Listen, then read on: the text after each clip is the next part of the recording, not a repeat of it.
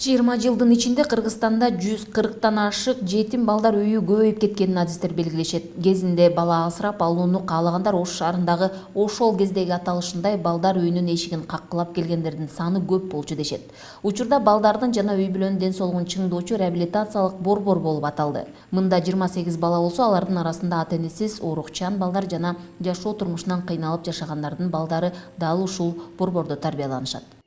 Бул жерде бир гана тоголук жетим эмес, бул жерде аз камсыз үй бүлөнүн балдары.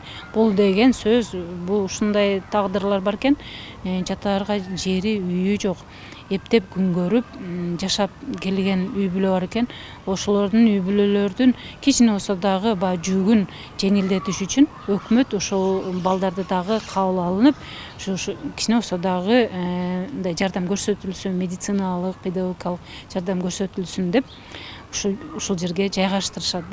2014 жылдан бери балдарды жана үй бүлөнү реабилитациялоо борбору деп аталып, шаардагы убактылуу балдарды кароочу атайын жайга айланды. Мыйзамга ылайык буга чейин балдар үйүндө ата-энесинен ажыраган балдар гана каралышы керек болчу.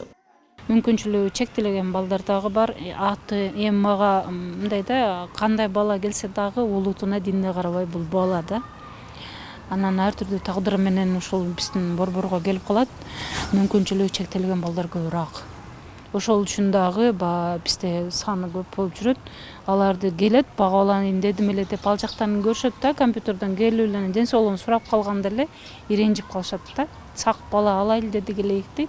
Анан ошентип эле калып калат байкуш балдар. Анан ошо инче калып калгандан кийин мөөнөтү бүткөндөн кийин каяка кетет? Булар анан чоңоюп, өздөрүнүн жашына карап, анан ошого окшогон мекемеге кетишет.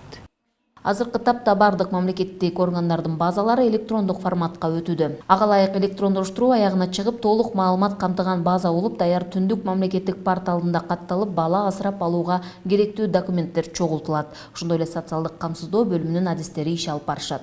Бүгүндө жеңилдетүү системасы мына түндүк бирдиктүү система иштеп, ал жакта ошол паспортун алып келгенден кийин ошол кандидаттардын алардын ошо доходдору көрсөтүлөт. Алардын ошондой эле баягы турак жайы барбы жокпу, ошону билсек болот. Соттолбогондугу боюнча, соттолбогондугу боюнча ошо справкаларды алып келишет, бирок ал дагы иштелип атат. Негизинен ошо справкада суралат. Анан кийин ошондой эле мурун алар бала асыроо боюнча жокко чыгарылган эмеспи, соттун чечими барбы, ал жокко чыгарылган эмеспи, аракетке жөндөмүз деп табылганбы, табылбагандыгы боюнча ушул боюнча документтердин баардыгын биз ошо түндүк системасынан алсак болот да. Өлкө боюнча бүгүнкү күндө асырап алууга ар кайсы курактагы 250дөй бала бар. Ал эми бала багып алам деген 300дөн ашуун жаран кезекте турат. Кыргызстандыктар көп учурда жаңы төрөлгөн 4 жашка чейинки наристелерди сурашат. Асырап алууга берилүүчү бөбөктөрдүн арасында ден соолугунан майыптыгы барлар да кездешет. Быйылкы жылы 7 бөбөктү чет мамлекеттин жарандары асырап алса, кыргызстандыктарга асыроого 505 бөбөк берилген. Гүлжан Ажиматова, Бектур Калыбек уулу, Ош шаары.